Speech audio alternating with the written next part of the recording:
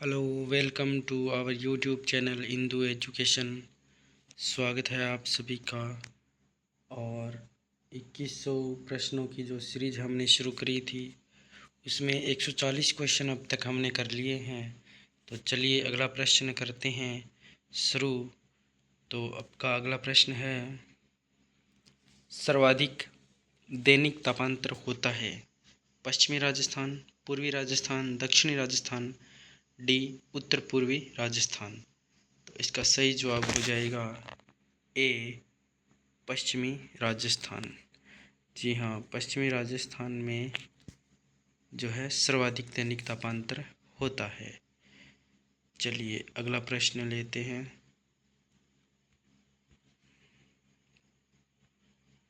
उससे पहले पढ़ते हैं व्याख्या।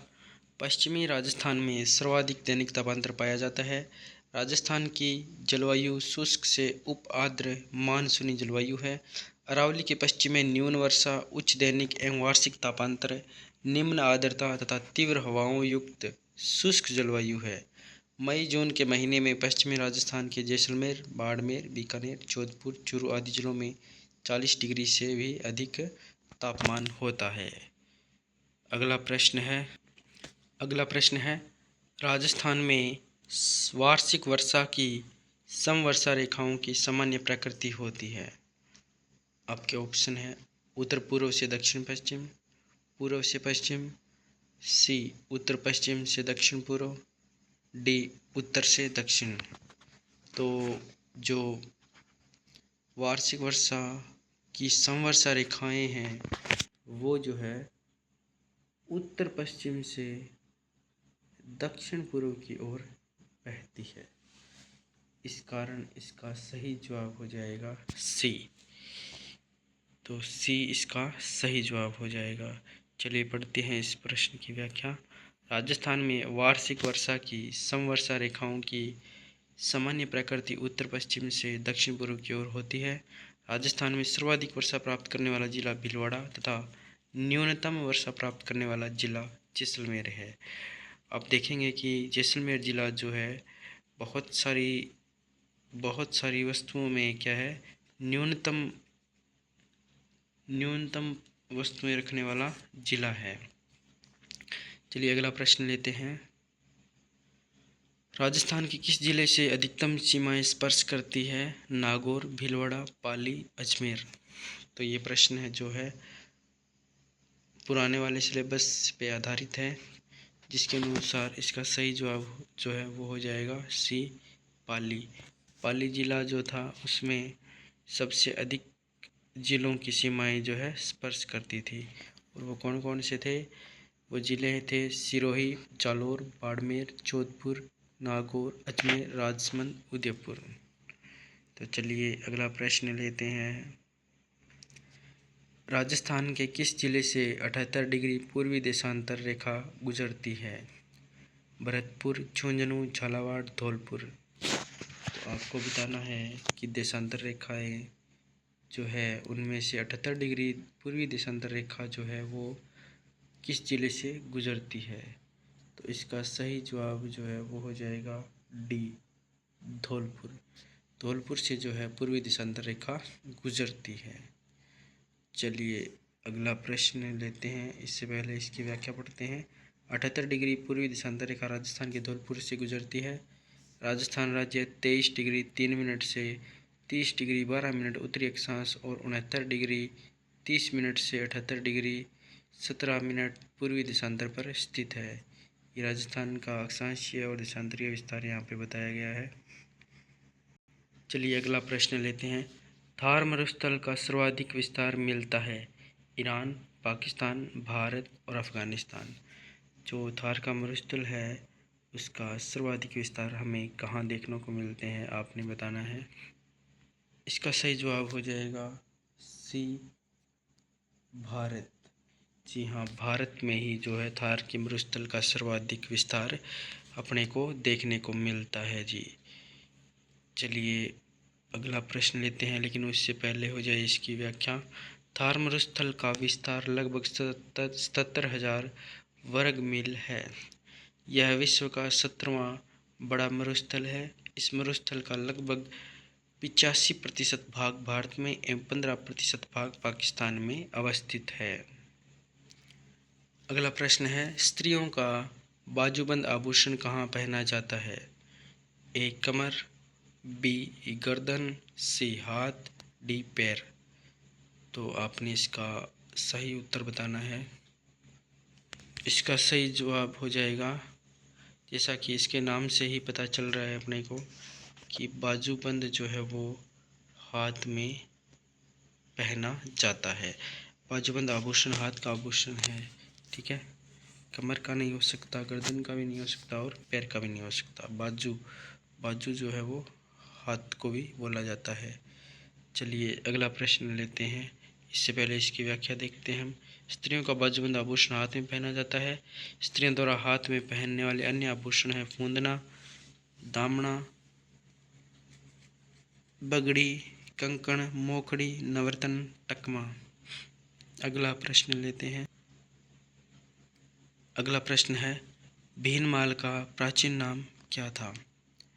माड़, मरु, श्रीमाल, चंद्रावती। तो आपने बताना है भीनमाल अर्थात जालोर जो है उसका प्राचीन नाम क्या था? तो इसका सही जवाब हो जाएगा, वो है सी श्रीमाल। सी ऑप्शन इसका सही जवाब हो जाएगा। श्रीमाल को ही जो है भीनमाल कहा जाता था। देखते हैं इसकी व्याख्या। भीनमाल राजस्थान के जालोर जिले का एक शहर है। भीनमाल का प्राचीन नाम श्रीमाल था। मध्यकाल में भीनमाल गुज्जर राजवंश की राजधानी थी। अगला प्रश्न है, राजस्थान की सीमा के बारे में कौन सा कथन सही नहीं है? ऑप्शन ए, हरियाणा व मध्य प्रदेश उत्तर पूर्व में है।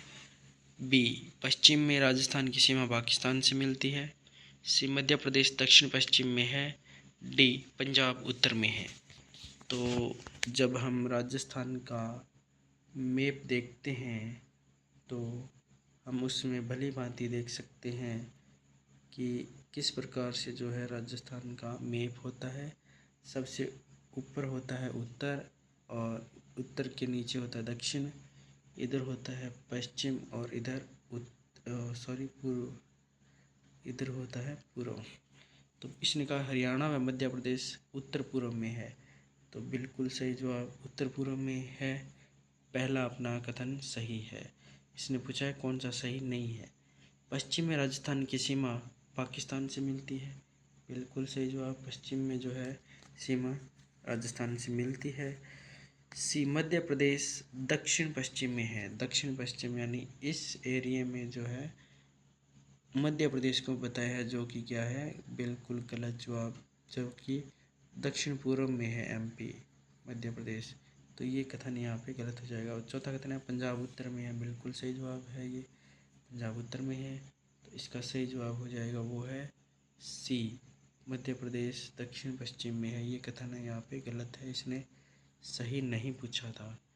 तो चलिए अगला प्रश्न लेते हैं।